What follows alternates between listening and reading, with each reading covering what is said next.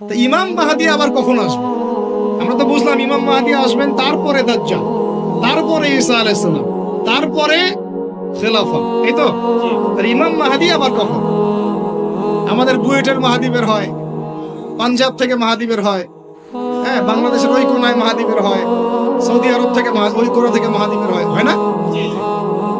খুব ভালো করে মনে রাখবেন, যতক্ষণ এই বিশ্বে একটা মালহামা না হচ্ছে মাহদী আসছেন না। কথা ক্লিয়ার? এই বিশ্বে যতক্ষণ একটা মালহামা না হচ্ছে মাহদী আসছেন না। তিনি আসবেন ফাতিমা রাদিয়াল্লাহু আনহার বংশ থেকে। কার বংশ? তার আসল নাম মুহাম্মদ। কি নাম? তার নাক উঁচু, নাক একদম উঁচু, খাড়া, কপাল চওড়া, চেহারার গড়নটা আমাদের নবী সাল্লাল্লাহু আলাইহি ওয়াসাল্লাম। তার বাবার নাম হবে আব্দুল্লাহ, তার মায়ের নাম হবে আমিনা। তিনি দায়িত্ব নিতে চাইবেন না, তিনি দায়িত্ব নিতে চাইবেন না। তিনি দায়িত্ব না নেওয়ার জন্য মদিনা থেকে পালিয়ে মক্কায় চলে আসবেন। ভয়ে আমাকে দায়িত্ব দিও না, এই ভয়ে। ও তিনি আরবি ভাষায় কথা বলবেন, বাংলা ভাষায় না। এখনকার মাহাদিরা পাঞ্জাবি ভাষায়, বাংলা ভাষায় কথা বলবেন, ঠিক আছে? এবং এই কাবা ঘর যেটা আমরা তাওয়াফ করি, এখানে যে হাজারে আসওয়াদ আছে না, আর এই যে হাজারে আসওয়াদ আর মাকাম ইব্রাহিম, এই দুটো জায়গার মাঝামাঝি মানুষ তাকে চিনে ফেলবে, এই তো মাহদী। তার হাতে মানুষ বায়াত নেবে 313 জন। কতজন? ওই তালুত বাহিনীতে 313, বদরও 313, এখানেও 313। এবার শুরু হবে আসল খেলা। এবার প্রথমে ওই আরবেরই একটা গোত্র, বনু কালব। কোন গোত্র? এই বনু কালব এই ইমাম মাহদীর বিরুদ্ধে যুদ্ধ করবে। আল মাহদী এই যুদ্ধে জয়লাভ করবেন ইনশাআল্লাহ। তারপরে সিরিয়া, শাম থেকে, শাম মানে শুধু সিরিয়াই না, ওই পুরো অঞ্চলটাই শাম, ওখান থেকে একটা দল আসবে এই মাহদীর সাথে যুদ্ধ করার জন্য। আল্লাহ পাক তাদেরকে মক্কা মদিনার মাঝখানে বাইদা নামক জায়গায় ধসে। কোন জায়গা? এরপরে মুসলমানদের আর কোনো পতন নাই, আর পিছনে ফিরে তাকানোর কোনো সুযোগ নাই। মুসলমানরা আর মাথা নিচু করবে না ইনশাআল্লাহ কোনোদিনের জন্য। তারপর চলতে থাকবে খালি ইসলামের বিজয় আর বিজয় আর বিজয় আর বিজয়। আল্লাহু আকবার। এভাবে চলবে। তবে মাহদী কখন আসবেন? আগে মালহামা, তারপর মাহদী। মালহামা কি তাহলে? এটা হচ্ছে একটা বিশাল যুদ্ধ। এটা কি? কেমন যুদ্ধ? নবীজি বলেছেন, এই রোমকরা, ইউরোপিয়ানরা তোমাদের সাথে অচিরেই চুক্তি ভঙ্গ করবে এবং 80টা পতাকা নিয়ে তোমাদের বিরুদ্ধে ওরা যুদ্ধ করবে। এই মালহামাটা হবে ইরাকের ফোরাত নদীর নিচেই হোক আর পাশেই হোক, আল্লাহ ভালো জানেন। ওখানে সোনার পাহাড়কে কেন্দ্র করে। কি কেন্দ্র করে? এই সোনা মানে সত্যিকার সোনাও হতে পারে, অথবা তেলও হতে পারে, আল্লাহ ভালো জানেন। তেল তো এখন সোনার জায়গা দখল করেছে, করে নাই? এই বিশ্বে তো সোনা চলে না, কি চলে? তেল। তো এটাকে কেন্দ্র করে যুদ্ধ হবে। নবীজি বলেছেন ওই যুদ্ধে এত ভয়াবহ হবে যে 100 জন যোদ্ধার মধ্যে 99 জনই মারা যাবে না। একটু মাথা খাটান যে এমন কোন যুদ্ধ কি হয়েছে পৃথিবীতে যেটাতে 100 জনের মধ্যে 99% মারা গেছে? তার মানে এটা হয়নি এখনো। আর একটা যুদ্ধে এত পার্সেন্ট মানুষ কিভাবে মরতে পারে? যদি সেটা ঢাল তলোয়ারের যুদ্ধ হলে কি মরতে পারে? নিশ্চয়ই এমন কোন অস্ত্র সেখানে প্রয়োগ করা হবে যাতে একাধারে অনেক মানুষ তাড়াতাড়ি মারা যায়। এটা এই অস্ত্র এখনকার যুগের কি অস্ত্র? নিউক্লিয়ার ওয়েপন্স হতে পারে, হতে পারে যদি এই যুগে সেটা হয়। আর যদি আল্লাহ পাক এটাকে আবার পূর্বের অবস্থায় নিয়ে যান, সেটাও হতে পারে, আল্লাহ ভালো জানেন। আমরা এটাকে ইন্টারপ্রিটেশন বলছি, এটা সঠিক হতে পারে, বেঠিক হতে পারে, অ্যাটলিস্ট একটা ধারণা তো পাচ্ছি। তারপর এই ইউফ্রেটিস নদীর এই সোনার পাহাড়কে কেন্দ্র করে এটা ঘটনা ঘটে। আল্লাহ নবী আরো বলেছেন সাল্লাল্লাহু আলাইহি ওয়াসাল্লাম, মুসলমানরা, আমাদের কথা বলছে, মুসলমানরা তোমরা যেন সেখানে হাতও না বাড়াও। কোন মুসলমান যেন ওই সোনায় হাতও না বাড়ায়, মানে ওই দিক থেকে আমরা যেন সম্পূর্ণ মুক্ত থাকি। ওরা মারামারি করে শেষ হয়ে যায়, বিশ্বটা হয়তো সংক্ষিপ্ত হয়ে আসতে পারে।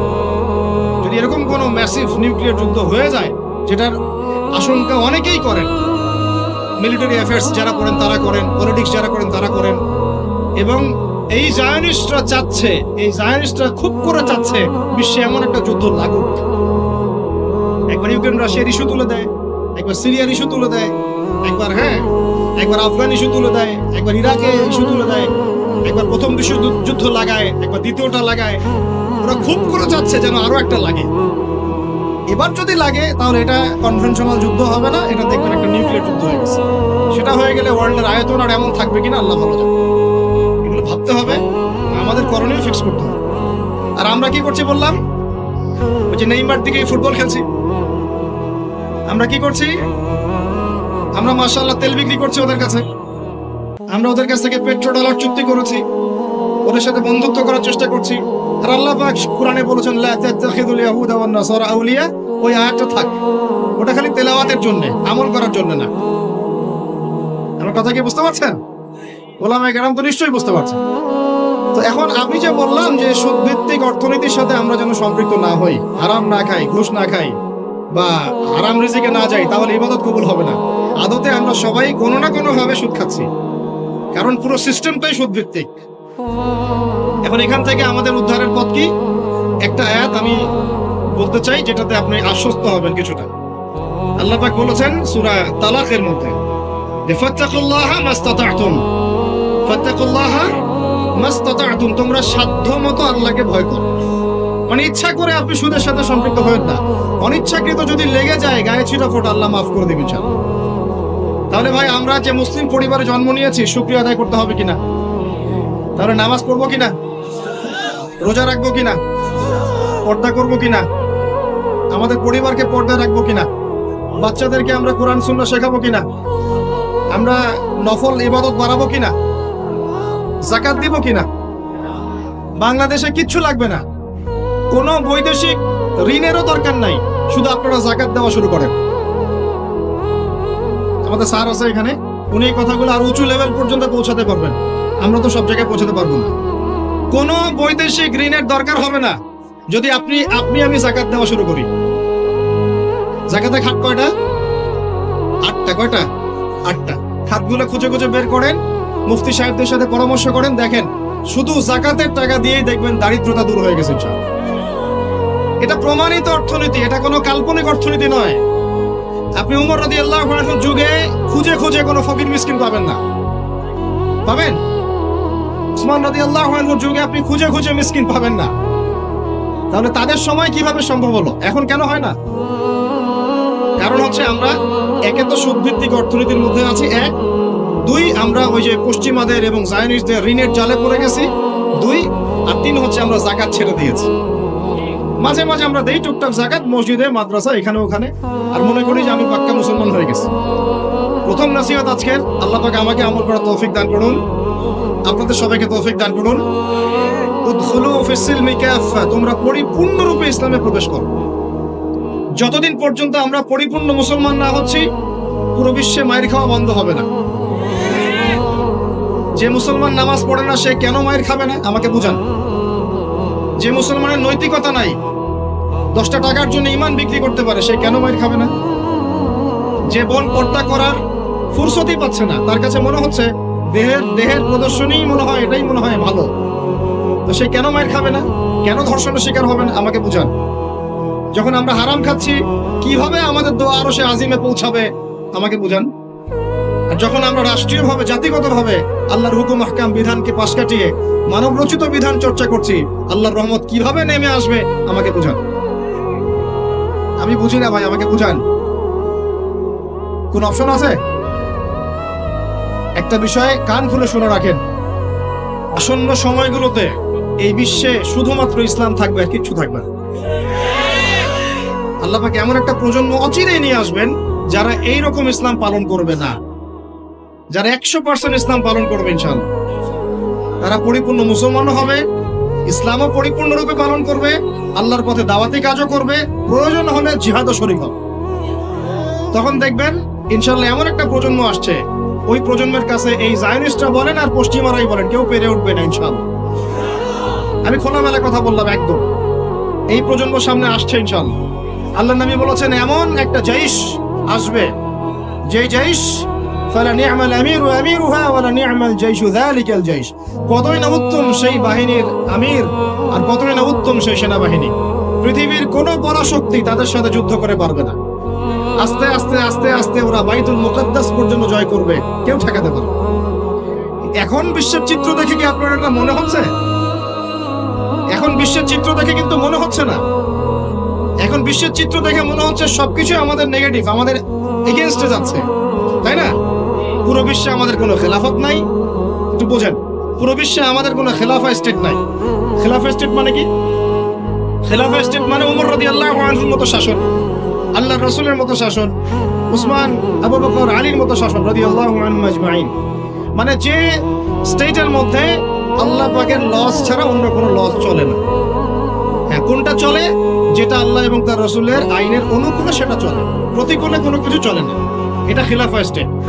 সেখানে যে আমির বা যে নেতা, সে আল্লাহর কাছে জবাবদিহিতায় বাধ্য, জনগণের কাছে জবাবদিহিতায় বাধ্য না। আমার কথা বুঝতে পারছেন? সেখানে বেশিরভাগ মানুষ কি বললো সেটা বড় কথা না, আল্লাহ এবং তার রাসূল কি বললেন সেটা বড় কথা। মানে বেশিরভাগ মানুষ যদি বলে সুদ হালাল, তার মানে এই না যে হালাল হয়ে যাবে। বুঝতে পারছেন কথা?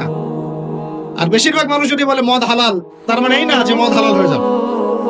মনে করে আপনি ভোটাভুটি দিচ্ছেন, ভোটাভুটি করছেন, এখানে বেশিরভাগ বললো যে মদ হালাল হোক, খাওয়া যাবে, ভালোই তো, বেপরদায় চললে ভালোই, আমরা মেয়েদেরকে দেখতে পারলাম, নাউজুবিল্লাহ। তারপরে সুদ হালাল হলে কি সমস্যা? সবাইকে আমরা খেলে কি সমস্যা? তো এখন বেশিরভাগ রায় এদিকে পড়লো, আর এই 10-5টা মুসলিম মিসকিন তারা বলছে না, এগুলো হারাম। খিলাফা স্টেট মানে হচ্ছে ওই 10 জন মানুষের রায় গ্রহণযোগ্য হবে, এই 100 জনেরটা হবে না। কথা বুঝতে পারছেন কি? পারছেন না? একটু শোরগোল করেন না, একটু মনোযোগ দেন। এখন পুরো বিশ্বে কি এমন কোন স্টেট আছে আপনার? আছে? কোথায় আছে? আবুধাবিতে, কাতারে, কুয়েতে? এই মাশাআল্লাহ, একটা কথা বলেছেন, খোরাসান এখানে ট্রাই করছে। কত বছর যুদ্ধ করলো? 20 বছর। আমরা দোয়া করি আল্লাহ পাক প্রত্যেক মুসলিম রাষ্ট্রের রাষ্ট্রপ্রধানদেরকে শক্তিশালী করুন এবং তাদেরকে ইসলাম বোঝার তৌফিক দান করুন, তাদেরকে আল্লাহ পাকের জমিনে আল্লাহর খলিফা হওয়ার তৌফিক দান করুন। দোয়া করতে কোনো সমস্যা? আল্লাহ পাক চাইলে আমাদের এই দেশটা এত উন্নত হবে, একদিন আমরা দেখবেন ইনশাআল্লাহ জাতিসংঘে ভেটো পাওয়ার দিব ইনশাআল্লাহ। যদিও এটা একটা কাল্পনিক স্বপ্নের মতোই, কিন্তু স্বপ্ন দেখতে দোষ আছে। তবে আমি নিশ্চিত, এটা আমি আমার কনফিডেন্স থেকে বলছি, ইমামুল মাহদি আসার সময় ইউনাইটেড নেশনস বলে কোনো নেশনস থাকবে না ইনশাআল্লাহ। ঈসা আলাইহিস সালাম যখন আসবেন, তখন জাতিসংঘ বলে কোনো সংঘ থাকবে না ইনশাআল্লাহ। আপনাদের কি মনে হয় ঈসা আলাইহিস সালাম যখন আসবেন, এসে জাতিসংঘে গিয়ে বলবেন আমার খেলাফা রাষ্ট্র কায়েমের অনুমোদন দেন? তাই মনে হয়? সে বলবে যে আমাকে ডলার দেন, ডলার দিয়ে কেনাবেচা করব। হ্যাঁ, সে বলবে যে আপনার রেজুলেশন পাস করেন, আমি প্যালেস্টাইন থেকে, জেরুজালেম থেকে ইসলামী খেলাফত কায়েম করতে চাই, আমাকে সমর্থন দেন। তিনি কি এগুলো করতে যাবেন? আপনার মনে হয় তিনি এসে ওয়ার্ল্ড ব্যাংকে গিয়ে বলবেন আমাকে লোন দেন, IMF এ গিয়ে বলবেন আমাকে লোন দেন? তার মানে ওই সময় এগুলোর কোনো অস্তিত্বই থাকবে না ইনশাআল্লাহ। এটা বোঝাই যাচ্ছে থাকবে না ইনশাআল্লাহ। আমি কি বলবো আমি জানি না, কিভাবে বললে আপনারা বুঝবেন তাও জানি না, আর আমিও জানি না এসব বলে কি হবে। আমি শুধু চাই আপনাদের মধ্যে একটা সচেতনতা তৈরি হোক, যাতে আপনারা আপনাদের পরিবার এবং পরবর্তী প্রজন্মকে বোঝাতে পারেন যা পৃথিবীতে চলছে এগুলো জুলুম। এই জুলুমের অবসান অচিরেই ঘটবে যখন আল মাহদি আসবে এবং ব্ল্যাক ফ্ল্যাগস, কালো পতাকাধারী বাহিনী বের হবে ইনশাআল্লাহ। যুদ্ধ করতে করতে করতে করতে এরা বাইতুল মুকাদ্দাস পর্যন্ত জয় করবে। আসবে, আল্লাহর বাহিনী আসবে। যখন আসবে আপনারা এমনিই বুঝতে পারবেন ইনশাআল্লাহ। ঠিক আছে? আর আমরা আমাদের পরবর্তী প্রজন্মকে বোঝাবো, জানাবো যে ইনশাআল্লাহ অচিরেই সেই বাইতুল মুকাদ্দাস আমাদের হতে যাচ্ছে ইনশাআল্লাহ। জাফর ইবনে আবি তালেব রাদিয়াল্লাহু আনহু আল্লাহর নবীর আপন চাচাতো ভাই, চাচা আবু তালেবের ছেলে। আলী ইবনে আবি তালেব, জাফর ইবনে আবি তালেব। জাফর ইবনে আবি তালেব রাদিয়াল্লাহু আনহু যুদ্ধ করতে গিয়েছেন মুতার যুদ্ধে। কোন যুদ্ধ? আল্লাহর নবী 3 জনকে সেনাপতি বানালেন, যায়েদ ইবনে হারেসা, আব্দুল্লাহ বিন রাওয়াহা এবং জাফর ইবনে আবি তালেব। কোন যুদ্ধে 3টা অধিনায়ক লাগে নাকি? একজন লাগে। তাহলে সাহাবীরা বুঝে ফেললেন যে আমরা এই যুদ্ধে গেলে শহীদ হব নিশ্চিত। কথা বুঝতে পারছেন? সবাই বিদায় নিয়ে চলে গেলেন। ওদের সৈন্য সংখ্যা প্রায় 2 লক্ষ। কত লক্ষ? মুসলিমদের সৈন্য সংখ্যা মাত্র 3000, মাত্র 3। আল্লাহ নবী বললেন যদি যায়েদ ইবনে হারেসা শহীদ হয়, আব্দুল্লাহ বিন রাওয়াহা তুমি পতাকা নিয়ে নিও। আব্দুল্লাহ বিন রাওয়াহা যদি শহীদ হয়, তাহলে জাফর তুমি পতাকা নিয়ে নিও। জাফরও যদি শহীদ হয়, তাহলে তোমাদের মধ্যে কোনো একজনকে তোমরা আমির বানিয়ে নিও। পরে আমির বানানো হয়েছিল সাইফুল্লাহ মাসলুল খালিদ বিন ওয়ালিদ রাদিয়াল্লাহু আনহু, এবং তার হাতেই বিজয়টা হয়েছিল। পরে 3000 সৈন্য নিয়ে তিনি 2 লক্ষ সৈন্য ঠেকিয়ে দিয়েছেন। জাফর রাদিয়াল্লাহু আনহু যখন শহীদ হন, প্রথমে তার ডান হাত পড়ে যায়। দেখছেন না, এক বাবা হাত নিয়ে ঘুরছে, বাচ্চা আরেক হাত খুঁজে পায় না, দেখছেন না আপনারা? ডান হাত পড়ে গিয়ে বাম হাত দিয়ে তরোয়াল চালানো শুরু করলেন। ওই যুদ্ধ তখন সত্যিকারের যুদ্ধ ছিল, এই তোমাদের মতো কাপুরুষের যুদ্ধ না, যে 100 মাইল দূর থেকে মিসাইল ছুড়বো আর এখান থেকে আমি ঠাস করে দেবো। তখনকার যুদ্ধ ছিল ওয়ান অ্যান্ড ওয়ান ব্যাটেল। তুমি সামনে অস্ত্র নিয়ে আসো, আমি সামনে অস্ত্র নিয়ে গেলাম, এরপরে দেখি কার কথা হলো। এমন ছিল না বিষয়টা, ওয়ান অ্যান্ড ওয়ান ব্যাটেল ছিল। আর তখন সাহাবীরা ছোটবেলা থেকে এগুলোতে প্রশিক্ষিত ছিলেন। নতুন না বিষয়টা, তারা ছোটবেলা থেকেই প্রশিক্ষিত ছিলেন, তীরন্দাজ ছিলেন, ঘোড়সাওয়ার ছিলেন, তখনকার যুগের প্রেক্ষাপট। তারপর তিনি বাহাতে তরোয়াল চালানো শুরু করলেন, এক পর্যায়ে বাহাতে পড়ে গেল। এরপর এই থুতনি দিয়ে তিনি পতাকাটা ধরে রাখছেন। এভাবে মুতার যুদ্ধের ইতিহাসটা পড়ে দেখেন, থুতনি দিয়ে এভাবে পতাকাটা ধরে রাখছেন। পতাকার মান, পতাকার সম্মান। আর সেই পতাকা আমাদের হাত থেকে পড়ে গেল, আরবের লোকজন তাকায় তাকায় দেখতেছে, সারা মুসলিম বিশ্ব তাকায় তাকায় দেখতেছে। এই গুনাহের ভার আল্লাহর কসম আপনার আমার সবার উপর বর্তাবে, কোনো উপায় নাই, সবার উপর বর্তাবে। আল্লাহ যেন মাফ করেন, আল্লাহ পাক মাফ করবেন না। আমি আল্লাহকে চিনি, আল্লাহ পাক মাফ করবেন না এভাবে, যতক্ষণ পর্যন্ত না আল্লাহ পাক একবার হিসাব নিচ্ছেন। কারণ ওলামায়ে কেরামকে জিজ্ঞাসা করে দেখেন, একটা মুসলিম রাষ্ট্রে যদি একজন মুসলিম নারীকে ধর্ষণ করা হয়, উঠিয়ে নিয়ে চলে যাওয়া হয়, রেপ করা হয়, অথবা একজন মুসলিম ভাইকে নির্মমভাবে হত্যা করা হয়, তাহলে ফতোয়া কি করা উচিত? তখন সবাই মিলে ওই জালেমের বিরুদ্ধে দাঁড়ানো ফরজ। যদি সে দাঁড়াতে না পারে, তার প্রতিবেশী দাঁড়াবে, সে না পারলে তার প্রতিবেশী দাঁড়াবে, আর যখন সেও পারবে না, পুরা উম্মাহ একসাথে মিলে দাঁড়াতে হবে। সেটা কি হয়েছে? করতে পেরেছি?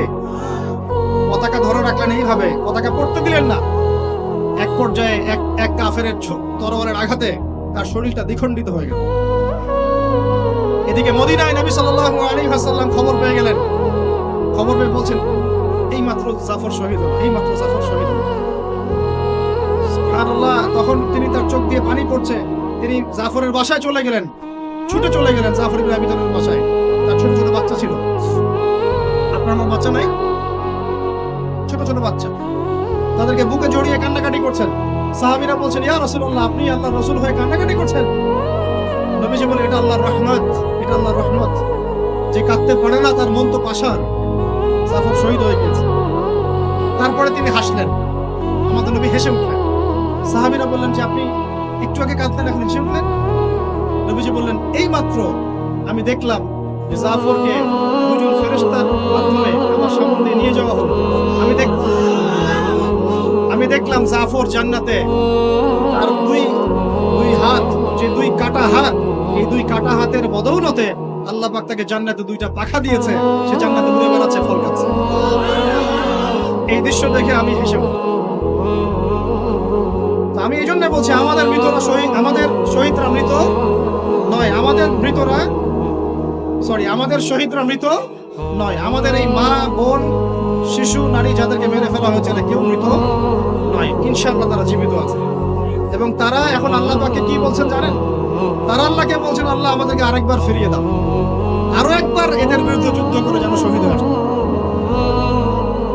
একজন শহীদ সাহাবীর মাকবারা থেকে যদি কেউ কোনো ঘাত পায়, মনে করে আল্লামা তারেক জামিল হুজুর গিয়েছেন মুয়াজ বিন জাবাল রাদিয়াল্লাহু আনহু কবরের সামনে, আপনি গিয়েছেন, মনে করেন এরকম অনেক মানুষই পেয়েছে, আপনি গিয়েছেন এমন একজন সাহাবীর কবরের সামনে যেখানে আপনি কিছু একটা ঘ্রাণ পাচ্ছেন, আপনি পাচ্ছেন, হয়তো আর 10 জন পাচ্ছে না, এই 5 জন পাচ্ছে, ওই 10 জন পাচ্ছে না, হতে পারে কি না? আল্লাহ পাকের কুদরত কারিশমা নাই? যে পাচ্ছে বলেই যে সে জান্নাতি, এমনও তো না। ব্যাপারটা কেমন না? ইমাম বুখারী রাহিমাহুল্লাহ ইন্তেকাল করেছেন, যখন তাকে দাফন করার পরে এত সুঘ্রাণ ছড়িয়েছে, মানুষ মাটি হাতে করে নিয়ে বাসায় আসতো, মিশকাম্বরে ঘ্রাণ বেরোচ্ছে কবর থেকে। এখনো বাংলাদেশেও বহু মানুষকে দেখা যায় যে 10 বছর আগে ইন্তেকাল করেছেন, এখনো লাশ অক্ষত আছে। এটা কি মিথ্যা কথা? এই কারিশমা গুলো নাই? তো মনে করেন একজন পেয়েছে, তো সে তার আবেগটা কিভাবে প্রকাশ করবে? সে কি বলবে যে আমি জাহান্নামের ঘ্রাণ পাচ্ছি? কি বলতে পারে? শব্দটা কি প্রয়োগ করতে পারে? ওরে বাপ রে বাপ, এটা নিয়ে যে শুরু করলো এক শ্রেণীর লামাসাবি, বেশিরভাগই লামাসাবি ছিল তারা মাযহাব মানে না, বাট শাইখ মানে অবশ্য। এটা আবার একটা পয়েন্ট আছে, কোনো মাযহাবই মানি না, আমি কোনো মাযহাবই মানি না, কিন্তু আমার শাইখকে মানি, আমার শাইখ যা বলবে তাই। আমার কথা রাগ করছেন? রাগ করেন না, এটা ভুল, এটা ভুল পথ, এটা একটা ভুল পথ। আপনি যদি মাযহাব না মানেন তাহলে আপনাকে মুজতাহিদ হতে হবে। একজন মুজতাহিদ, যে যার মাযহাব মানার দরকার নাই, সে কোরআন সুন্নাহ সব জ্ঞান জানে। আপনার তো মাযহাব মানার দরকারই নাই, আপনি তো মুজতাহিদ নিজেই। মাশাআল্লাহ, আমরা তখন আপনাকে মানব, কিন্তু আপনি তো মুজতাহিদ নন। বরং আপনি কোনো কোনো ক্ষেত্রে কোরআনও তেলাওয়াত করতে পারেন না, হাদিসের ইবারতও পড়তে পারেন না, আপনি কোনো ফিকহের মাসআলা দিতে পারবেন না। তাহলে তো আপনাকে কোনো ইমামের অনুসরণ করতেই হবে, এবং সেটা আপনি করছেন তো। মাশাআল্লাহ, আপনি শাইখকে ফলো করছেন, ওটা তো মাযহাব মানেই হলো, তাই না? আদতে যা হয়েছে, চার মাযহাবকে বাদ দিয়ে নতুন একটা মাযহাব চালু করলেন। আদতে কিন্তু এটা হলো, প্রতিষ্ঠিত মাযহাবগুলোকে বাদ দিয়ে নতুন একটা মাযহাব চালু করলেন। মাযহাবে জাকারিয়া, মাযহাবে রাজ্জাকিয়া, এরকম কিছু মাযহাব চালু করলেন, নতুন নতুন মাযহাব। এর বাইরে আপনি যাবেন। উনি যদি বলেন তালেবান খারাজি, আপনিও বলবেন তালেবান খারাজি। উনি যদি বলেন অমুক আদনানি গোষ্ঠী, আপনিও বলবেন সে আদনানি গোষ্ঠী। তাহলে আপনি তো আপনার শাইখের মুকাল্লিদ। আপনি কি যাচাই করতে পারেন আসলে কারা খারাজি, কারা এই, কারা সেই? আদতে লা মাযহাবি বলে কোনো শব্দ নাই। আমরা সবাই কোনো না কোনো মাযহাব ফলো করি। বাংলাদেশের সবচেয়ে বড় আলেমের একজনের নাম বলেন দেখি, বলেন একটা নায়কের নাম বলেন। মাশাআল্লাহ, কি বলেছেন? আব্দুল মালিক দামাত বারাকাতুহু আছে। মাশাআল্লাহ, হ্যাঁ মাশাআল্লাহ, ওনার মতো মুহাদ্দিস এই উপমহাদেশে খুব কমই আছে, ঠিক না বেঠিক? এবং উনি এত বড় মানুষ হওয়ার পরেও কি তিনি নিজে কোনো মাযহাব চালু করেছেন, নাকি তিনিও একটা মাযহাবকে ফলো করেন? এখন আপনি আমি তো কোরআনই পড়তে পারি না, হাদিসও বুঝি না, মাসলা মাসাইলও জানি না, ফিকহ বুঝি না, 2-3-4টা চটি বই পড়ে আপনি মুস্তাহিদ হয়ে গেলেন? মূলত এটা হয়ে গেল শায়েখ পূজা। কি হলো? আপনি কোনো শায়েখকে ফলো করেন, আমি আপনাকে দোষ দিচ্ছি না, নেগেটিভ বলছি না, কিন্তু আপনাকে লিবারাল থাকতে হবে, ওপেন মাইন্ডেড হতে হবে। এমন না যে সে যদি ভুল বলে সেটাই মেনে নিবেন। এখন মূল কথাটা আসেন, এই যে শুরু করলো ঘ্রাণ, জান্নাতের ঘ্রাণ পেয়েছে। আরে বাপ রে বাপ, জান্নাতের ঘ্রাণ দুনিয়া থেকে পাওয়া যায় না, এই সেই। তখন মনে হচ্ছিল যে আল্লাহ, এই মিডিয়াগুলোর চাইতে আমাদের বড় শত্রু মনে আর কেউ নাই। ঠিক আছে, নামাজের আপনাকে গুরুত্ব বুঝাচ্ছিলাম। যে কোনো মক্তবে হোক, মাদ্রাসায় হোক, ওলামা ইকরাম এগুলো বুঝান, আমাদেরকে শিখিয়েছেন ছোটবেলায়। যখন নামাজ পড়বা তখন প্রত্যেকটা সেন্টেন্স সুন্দর করে বলো যে ইয়্যাকা না'বুদু ওয়া ইয়্যাকা নাস্তাঈন, স্পষ্ট করে সুন্দর করে বলো, তাড়াহুড়া করো না। এখন আপনি মনে করেন বলছেন ইয়্যাকা না'বুদু ওয়া ইয়্যাকা নাস্তাঈন, এখানে কানা বলে কোনো শব্দ আছে? বলেন তো, কথাটা বুঝেন কি? শব্দটা ইয়্যাকা, শব্দটা কি? ইয়্যাকা একটা শব্দ, না'বুদু একটা শব্দ, ওয়া ইয়্যাকা একটা শব্দ, নাস্তাঈন একটা শব্দ। তো আপনি পড়ছেন ইয়্যাকা না'বুদু, ইয়্যাকা না'বুদু, এই কানা মানে আবার কে?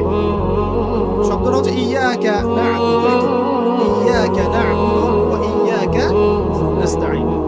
এখন আমাদেরকে শেখানো হচ্ছে, ছোটবেলা থেকে শিখেছি যে সুন্দর করে তারতিলের সাথে কোরআন তেলাওয়াত করবে, যাতে প্রত্যেকটা শব্দের পার্থক্য বোঝা যায়।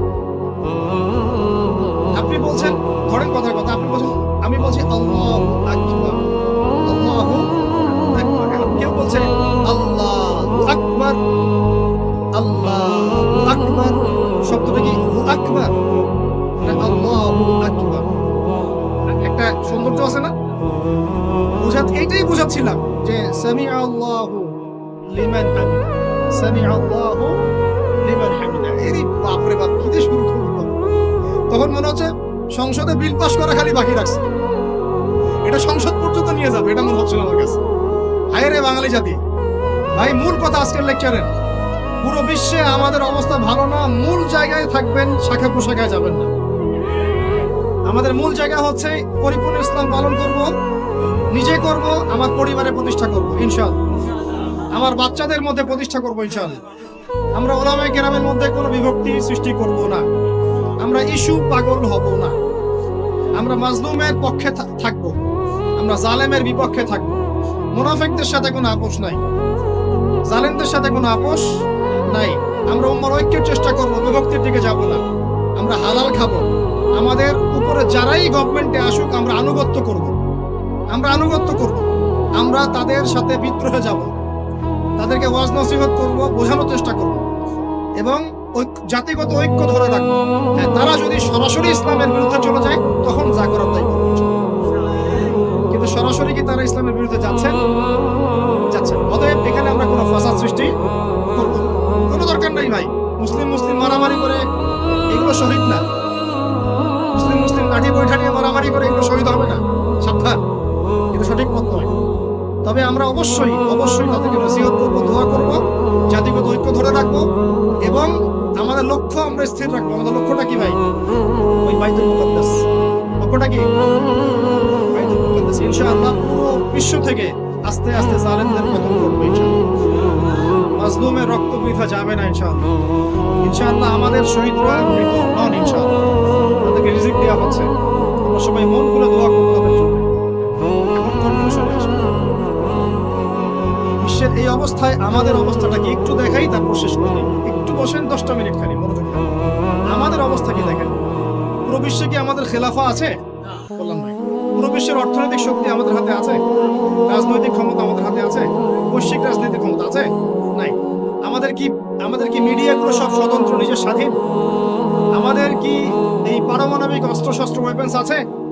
আছে ভাই? নাই। আমাদের কি ঐক্যবদ্ধ জাতির একটা নেতা আছে? মানে আমি ওয়ানজেলা এরকম কিছু আছে? নাই। এখন এই অবস্থায় আমরা যদি আমাদের অবস্থানকে উন্নত করতে চাই, বিশৃঙ্খলা করে না, একটু বসেন, জাস্ট 5টা মিনিট বসেন, শেষ করে দিচ্ছি। একটু পরে দোয়া হবে, তারপরে আমরা যাবো। এই অবস্থায় আমরা কি চাই? আগে আমাকে বলেন, আমরা কি চাই যে আমাদের অবস্থা আগের মতো হোক? আগের মতো বলতে রাসূলের যুগের মতো, সাহাবীদের যুগের মতো আমরা কি চাই আমাদের অবস্থা আবার সেরকম হোক? তাহলে ভাই সর্বপ্রথম আমাদের সবাইকে ইলম অর্জন করতে হবে। রাজি আছে কিনা? পড়াশোনা করতে রাজি আছে কিনা? ইনশাআল্লাহ সবাই কোরআন তেলাওয়াত শিখবো ইনশাআল্লাহ। রাজি আছে কিনা? সবাই কোরআনের অর্থ পড়বো। রাজি আছে কিনা? প্রতিদিন কমপক্ষে 5টা করে হাদিস পড়বো। রাজি আছে কিনা? বাংলাদেশের বরেণ্য উলামায়ে কেরামদের সাথে সোহবতে থাকবো। রাজি আছে কিনা? আমরা সবাই হালাল খাবো ইনশাআল্লাহ। রাজি আছে কিনা? হারাম থেকে দূরে থাকবো। রাজি আছে কিনা? আমাদের পরিবারে আমরা বেপরদামি ঢুকতে দিব না। রাজি আছি? আমাদের সন্তানদেরকে মানুষ করবো। রাজি আছি? আমরা আমাদের এই সমাজের মধ্যে মানব সৃষ্ট কোনো ফাসাদ সৃষ্টি করবো না। রাজি আছি ইনশাআল্লাহ? আমরা মুসলিম উম্মার নির্যাতিত ভাই বোনদের জন্য দোয়া করবো। রাজি আছি কিনা? তাদের জন্য আল্লাহর দরবারে কান্নাকাটি করবো। রাজি আছি কিনা? আমরা উম্মার মাঝে কোনো বিভক্তি সৃষ্টি করবো না। রাজি আছি কিনা? আমরা সবাই মিলে দ্বীনের দাওয়াতি কাজ করবো। রাজি আছি কিনা? আমরা সবাই মিলে প্রয়োজনে আল্লাহর দ্বীনের জন্য জিহাদ করবো। রাজি আছি কিনা? আল্লাহ পাক আমাদের সবাইকে যেন কবুল করেন, আমিন। শেষ কথা শুনে রাখেন, এই জুলুম চিরস্থায়ী হবে না। এই বাংলাদেশ ঈসা আলাইহিস সালাম শাসন করবে ইনশাআল্লাহ। আপনারা ইলেকশন করেন, হরতাল করেন, এই করেন সেই করেন, আমার কথাটা ছোট ভাই হিসেবে বিশ্বাস করেন। আমি কোনো দলের মানুষ না, আমি সবার শুভাকাঙ্ক্ষী। এই বাংলাদেশ ঈসা আলাইহিস সালাম শাসন করবে ইনশাআল্লাহ। এই ভারত ঈসা আলাইহিস সালাম শাসন করবে। এই জেরুজালেম ঈসা আলাইহিস সালাম শাসন করবে। এই আরবের যত কান্ট্রি দেখতেছেন সবগুলো ঈসা আলাইহিস সালাম শাসন করবে। তার আগ পর্যন্ত আপনারা এই খেলা চালাতে থাকেন, কোনো লাভ নাই। আস্তে আস্তে সব শেষ হয়ে যাবে। এখন একটা মজার প্রশ্ন, এই প্রশ্নটা দিয়ে শেষ করি। তো ইমাম মাহদী আবার কখন আসবে? আমরা তো বুঝলাম ইমাম মাহদী আসবেন, তারপরে দাজ্জাল, তারপরে ঈসা আলাইহিস সালাম, তারপরে খেলাফত, এই তো। আর ইমাম মাহদী আবার কখন? আমাদের বুয়েটের মাহদী বের হয়, পাঞ্জাব থেকে মাহদী বের হয়, হ্যাঁ, বাংলাদেশের ওই কোনায় মাহদী বের হয়, সৌদি আরব থেকে ওই কোনা থেকে মাহদী বের হয়, হয় না? খুব ভালো করে মনে রাখবেন, যতক্ষণ এই বিশ্বে একটা মালহামা না হচ্ছে মাহদী আসছেন না। কথা ক্লিয়ার? এই বিশ্বে যতক্ষণ একটা মালহামা না হচ্ছে মাহাদি আসছেন না। তিনি আসবেন ফাতিমা রাদিয়াল্লাহু আনহার বংশ থেকে। কার বংশ? তার আসল নাম মুহাম্মদ। কি নাম? তার নাক উঁচু, নাক একদম উঁচু খাড়া, কপাল চওড়া, চেহারার গড়নটা আমাদের নবী সাল্লাল্লাহু আলাইহি ওয়াসাল্লাম। তার বাবার নাম হবে আব্দুল্লাহ, তার মায়ের নাম হবে আমিনা। তিনি দায়িত্ব নিতে চাইবেন না, তিনি দায়িত্ব নিতে চাইবেন না। তিনি দায়িত্ব না নেওয়ার জন্য মদিনা থেকে পালিয়ে মক্কায় চলে আসবেন। ভয়ে আমাকে দায়িত্ব দিও না, এই ভয়ে। ও তিনি আরবি ভাষায় কথা বলবেন, বাংলা ভাষায় না। এখনকার মাহাদিরা পাঞ্জাবি ভাষায়, বাংলা ভাষায় কথা বল, ঠিক আছে? এবং এই কাবা ঘর যেটা আমরা তাওয়াফ করি, এখানে যে হাজারে আসওয়াদ আছে না, আর এই যে হাজারে আসওয়াদ আর মাকাম ইব্রাহিম, এই দুটো জায়গার মাঝামাঝি মানুষ তাকে চিনে ফেলবে। এই তো মাহদি। তার হাতে মানুষ বায়াত নেবে 313 জন। কতজন? ওই তালুত বাহিনীতে 313, বদরও 313, এখানেও 313। এবার শুরু হবে আসল খেলা। এবার প্রথমে ওই আরবেরই একটা গোত্র বনু কালব। কোন গোত্র? এই বনু কালব এই ইমাম মাহাদির বিরুদ্ধে যুদ্ধ করবে। আল মাহদি এই যুদ্ধে জয়লাভ করবেন ইনশাআল্লাহ। তারপরে সিরিয়া, শাম থেকে, শাম মানে শুধু সিরিয়াই না, ওই পুরো অঞ্চলটাই শাম, ওখান থেকে একটা দল আসবে এই মাহদির সাথে যুদ্ধ করার জন্য। আল্লাহ পাক তাদেরকে মক্কা মদিনার মাঝখানে বাইদা নামক জায়গায় ধসিয়ে দেবে। কোন জায়গা? কথা বুঝতে পারছি? এরপরে মুসলমানদের আর কোনো পতন নাই, আর পিছনে ফিরে তাকানোর কোনো সুযোগ নাই। মুসলমানরা আর মাথা নিচু করবে না ইনশাআল্লাহ কোনোদিনের জন্য। তারপর চলতে থাকবে খালি ইসলামের বিজয় আর বিজয় আর বিজয় আর বিজয়। আল্লাহু আকবার। এভাবে চলবে। তবে মাহাদি কখন আসবেন? আগে মালহামা, তারপর মাহাদি। মালহামা কি তাহলে? এটা হচ্ছে একটা বিশাল যুদ্ধ। এটা কি? কেমন যুদ্ধ? নবীজি বলেছেন, এই রোমকরা, ইউরোপিয়ানরা তোমাদের সাথে অচিরেই চুক্তি ভঙ্গ করবে এবং 80টা পতাকা নিয়ে তোমাদের বিরুদ্ধে ওরা যুদ্ধ করবে। এই মালহামাটা হবে ইরাকের ফোরাত নদীর নিচেই হোক আর পাশেই হোক, আল্লাহ ভালো জানেন। ওখানে সোনার পাহাড়কে কেন্দ্র করে। কি কেন্দ্র করে?